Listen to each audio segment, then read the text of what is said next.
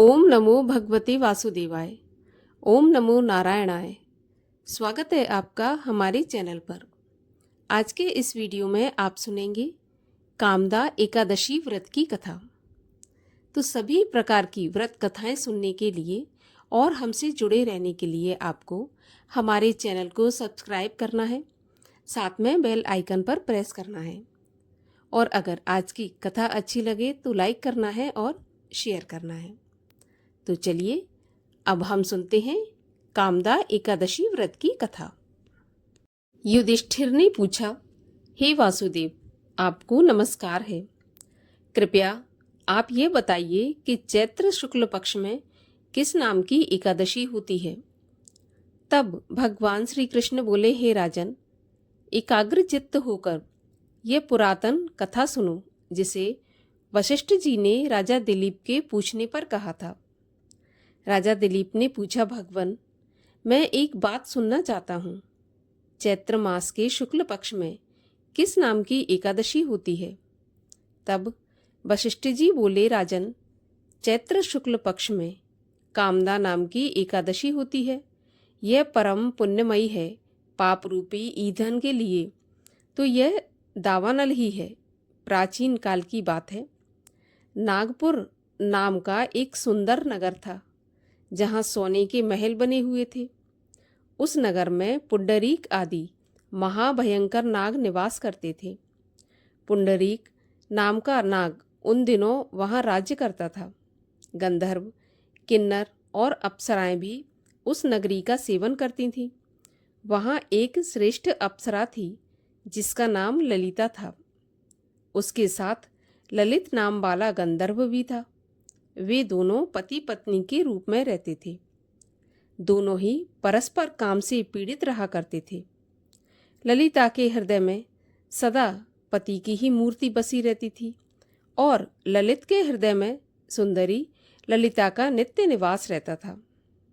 एक दिन की बात है। नागराज पुंडरीक राज्यसभा में बैठकर मनोरंजन कर रहा था। उस समय ललित का गान हो रहा था, किंतु उसके साथ उसकी प्यारी ललिता नहीं थी। गाते गाते उसे ललिता का स्मरण हो आया, अतः उसने पैरों की गति रोक दी और जीभ उसकी लड़खड़ाने लगी। नागों में श्रेष्ठ कारकोटक को ललित के मन का संताप ज्ञात हो गया, अतः उसने राजा पुंडरीक को उसके पैरों की गति रुकने और गायन में त्रुटि होने की बात बता दी। कारकोटक की बात सुनकर नागराज पुंडरीक की आंखें क्रोध से लाल हो गईं। उसने गाते हुए कामातुर ललित को श्राप दे दिया, दुर्बुद्धे, तू मेरे सामने गान करते समय भी पत्नी के वशीभूत हो गया, इसलिए राक्षस हो जा। महाराज पुंडरीक के इतना कहते ही वह गंधर्व राक्षस हो गया। भयंकर मुख, विकराल आंखें और देखने मात्र से भय उपजाने वाला रूप ऐसा राक्षस होकर वह कर्म का फल भोगने लगा। ललिता अपने पति की विकराल आकृति देखकर मन ही मन बहुत चिंतित हुई। भारी दुख से वह कष्ट पाने लगी। सोचने लगी, क्या करूं, कहाँ जाऊं, मेरे पति पाप से कष्ट पा रहे हैं। वह रोती हुई घने जंगलों में पति के पीछे पीछे घूमने लगी। वन में उसे एक सुंदर आश्रम दिखाई दिया, जहाँ एक मुनि शांत बैठे हुए थे। किसी भी प्राणी के साथ उनका बैर या विरोध नहीं था। ललिता शीघ्रता के साथ वहाँ गई और मुनि को प्रणाम करके उनके सामने खड़ी हो गई। मुनि बड़े दयालु थे। उस दुखनी को देखकर वे इस प्रकार बोले कि हे शुभे, तुम कौन हो, कहाँ से आई हो, मेरे सामने सच सच बताओ। तब ललिता ने कहा, हे मुनिवर, वीरधम्बा नाम वाले एक गंधर्व हैं। मैं उन्हीं महात्मा की पुत्री हूँ। मेरा नाम ललिता है। मेरे स्वामी अपने पाप दोष के कारण राक्षस हो गए हैं। उनकी यह अवस्था देखकर मुझे चैन नहीं है। हे ब्राह्मण, इस समय मेरा जो कर्तव्य हो वह बताइए। हे विप्रवर, जिस पुण्य के द्वारा मेरे पति राक्षस भाव से छुटकारा पा जाएं, उसका उपदेश कीजिए। तब ऋषि बोले, हे भद्रे, इस समय चैत्र मास के शुक्ल पक्ष की कामदा नामक एकादशी तिथि है, जो सब पापों को हरने वाली और उत्तम है। तुम उसी का विधि पूर्वक व्रत करो और इस व्रत का जो पुण्य है उसे अपने स्वामी को दे दो। पुण्य देने पर क्षण भर में ही उसके श्राप का नाश हो जाएगा। हे राजन, मुनि का यह वचन सुनकर ललिता को बड़ी खुशी हुई।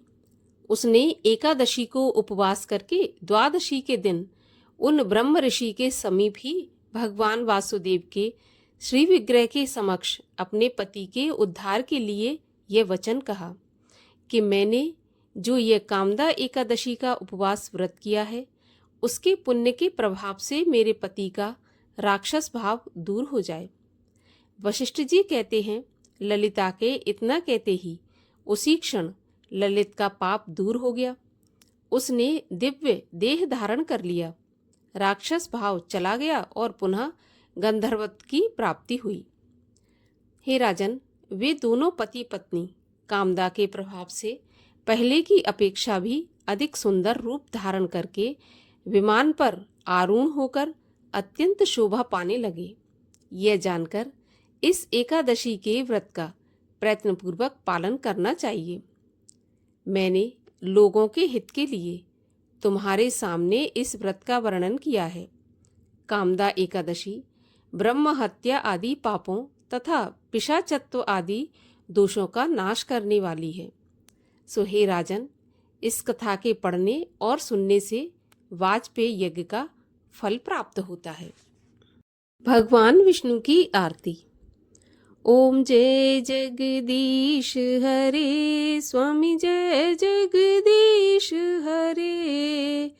भक्त जनों के संकट, दास जनों के संकट क्षण में दूर करे। ओम जय जगदीश हरे। जो ध्यावे फल पावे, दुख बिन से मन का सुख संपत्ति घर आवे। कष्ट मिटे तन का, ओम जय जगदीश हरे। मात पिता तुम मेरे, शरण गहूँ किसकी। तुम बिन और न दूजा, आस करूं जिसकी। ओम जय जगदीश हरे। तुम पूरन परमात्मा, तुम अंतर्यामी। पार ब्रह्म परमेश्वर, तुम सबके स्वामी। ओम जय जगदीश हरे। तुम करुणा के सागर, तुम पालन करता। मैं मूरख खल कामी, मैं सेवक तुम स्वामी। कृपा करो भरता। ओम जय जगदीश हरे। तुम हो एक अगोचर, सबके प्राणपति। किस विधि मिलूं दयामय, तुमको मैं कुमति। ओम जय जगदीश हरे। दीन बंधु दुख हरता, तुम रक्षक मेरे। स्वामी तुम ठाकुर मेरे। अपने हाथ उठाओ, द्वार पड़ा तेरे। ओम जय जगदीश हरे। विषय विकार मिटाओ, पाप हरो देवा। श्रद्धा भक्ति बढ़ाओ, संतन की सेवा। ओम जय जगदीश हरे। तन मन धन सब है तेरा, स्वामी सब कुछ है तेरा। तेरा तुझको अर्पण, तेरा तुझको समर्पण, क्या लागे मेरा। ओम जय जगदीश हरे। बोलिए विष्णु भगवान की जय।